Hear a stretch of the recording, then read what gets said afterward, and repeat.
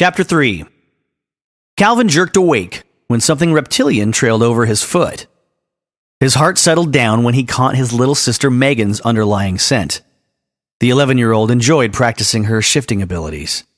Pulling back the covers, Calvin's eyes widened at the sight of a king cobra raising its head as it slid closer.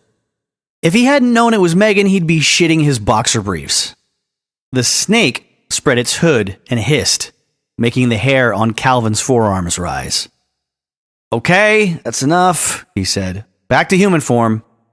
The snake opened its mouth, bearing deadly fangs. "Knock it off." Calvin's inner horse didn't like snakes any more than it did whips.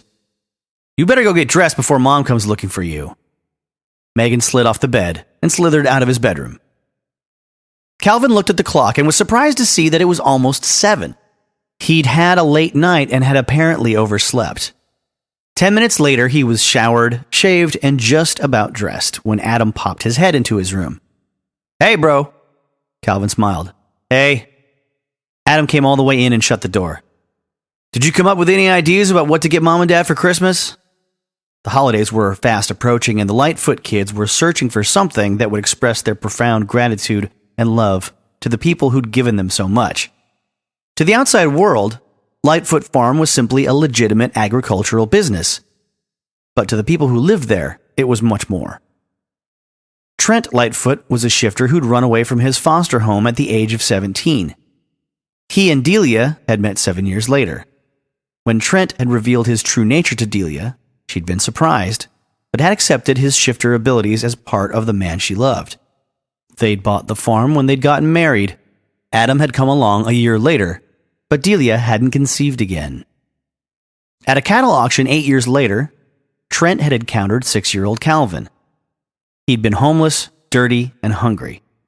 Shifters always recognize other shifters, and Trent had instantly known by Calvin's scent that the boy was of his ilk. Trent had cajoled Calvin into telling him his story. The boy's parents had abandoned him at the cattle auction a few days before Trent had arrived. It had amazed Trent that no one had turned Calvin into the authorities. When Trent had called Delia and told her about Calvin, she'd urged him to bring the boy home. With some finagling, Trent's lawyer friend, Wayne Carson, had gotten Calvin's adoption pushed through. So Calvin Blackbear had become Calvin Lightfoot, the first of 10 shifter kids adopted by the Lightfoots. Wayne and a couple of other friends had kept their ears to the ground regarding more shifter kids. 10 years ago, Adam had appointed himself a shifter rescuer and begun helping Wayne. He pored over social media and traveled the country looking for shifter kids who needed a home with people who understood them. Calvin pulled on a long-sleeved black t-shirt. "I have a few ideas, but we'll all have to decide together. I wish Mom was as easy to buy for as Dad." Adam sat down on Calvin's bed. "What are these ideas?" Calvin shoved his wallet in his back jeans pocket. "A bingo cruise?" Adam cracked up. "A bingo cruise? Mom would love it, but Dad would hate it. Not the one I've been checking into. There are other things on it too. Deep sea fishing, snorkeling, stuff like that. Dad would love it," Calvin said. Adam shrugged a big shoulder. "Yeah, he would, but it doesn't matter. They'll never leave here for 2 weeks." Calvin said, "It's time that we convince them we can handle it. I mean, who do they think is going to run the farm when they're gone someday? Hopefully that's decades in the future, but you never know." "You're right," Adam agreed as they started for the kitchen of the main house. "We have our work cut out for us." Calvin tripped on nothing and Adam steadied him. That type of thing was second nature for them, and neither commented on it as they continued walking. "Which is why we got to start now," Calvin said. Entering the large kitchen, Calvin and Adam piled scrambled eggs, sausage, home fries, and toast on plates and sat down to eat. As the Lightfoots had kept adopting kids, a bigger kitchen table had become a necessity. Trent had built a long table and separate benches to accommodate their growing family. Calvin was in mid-swallow when Adam said, "Mom tells me that Riley Flowers seems to have taken a shine to you." Calvin's eggs stuck in his throat, making him cough. Adam pounded on his back. "You okay?" "Yeah," Calvin croaked, glaring at Delia, who was washing dishes. "What are you talking about?" Delia's devious smile made him uneasy. "Well, when you disappeared the other day, she told me that she thought you were good-looking." Calvin remembered the scent of attraction he'd picked up from Riley. and Delia's reply confirmed what he'd suspected. However, he didn't need a romantic entanglement. "It doesn't matter. Not interested."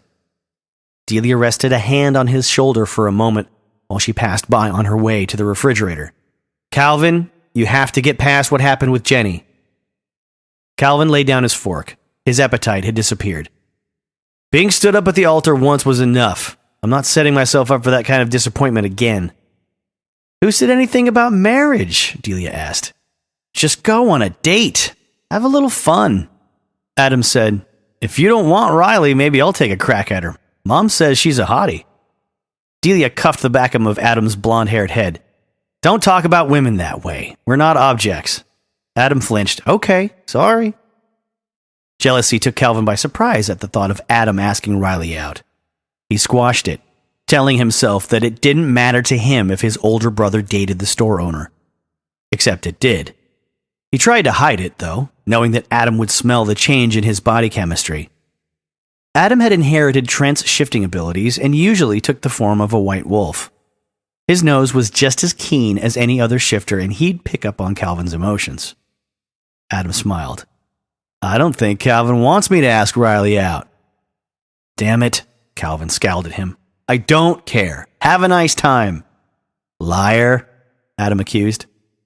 Rising, Calvin took his plate over to the can in which they collected scraps to feed the pigs.